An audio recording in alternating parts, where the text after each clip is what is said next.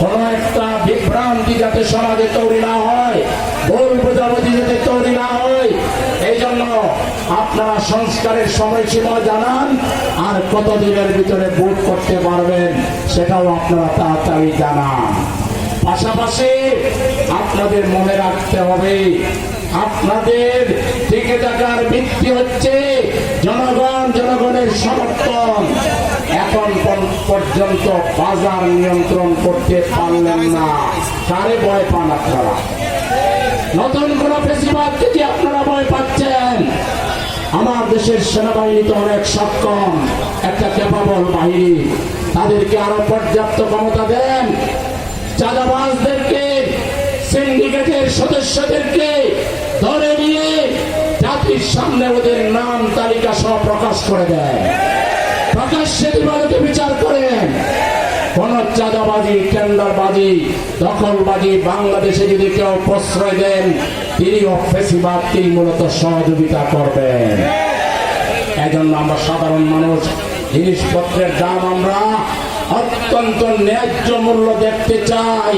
এই সরকার যদি না পারে, তাহলে তো এই জাতির ভাগ্যে দুর্ভোগ ছাড়া আর কিছুই থাকবে না।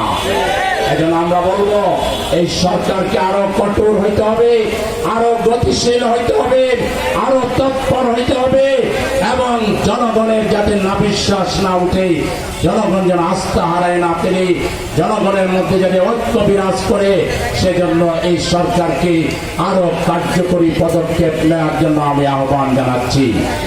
সংগ্রামী কর্মী ভাইরা, সম্মানিত এলাকাবাসী, এরপর আমি যে কথাটি বলতে চাই, বিগত ফ্যাসিবাদী সরকার বাংলাদেশের অস্তিত্বকে বিলীন করে দেওয়ার জন্য তারা পরনির্ভরশীল পররাষ্ট্রনীতি, যেটা ছিল একটা দেশকে দাসত্বের নিগড়ে নেওয়ার জন্য, পরাধীন বানাবার জন্য যা কিছু করা লাগে তার সব কিছু প্রতিবেশীর প্রেমে পড়ে বাংলাদেশের মানুষের ঘৃণায় তারা আস্থা করে নিক্ষিপ্ত হয়েছে।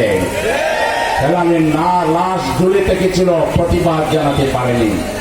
একের পর এক সুবিধা দিয়ে তারা বাংলাদেশের জনগণের বিরুদ্ধে তারা অবস্থান নিয়েছিল। তারা খুন, গুম, সন্ত্রাস আর আমাদের ভাইদেরকে, নেতৃবৃন্দকে শহীদ করার মাধ্যমে বাংলাদেশের রাজনৈতিক নেতৃবৃন্দকে হত্যার মাধ্যমে এখানে একটা বিরাজনীতিকরণ করার প্রয়াস চালিয়েছিল। তারা 41 সাল পর্যন্ত বাংলাদেশে ক্ষমতায় থাকার দিবা স্বপ্নে বিভোর ছিল।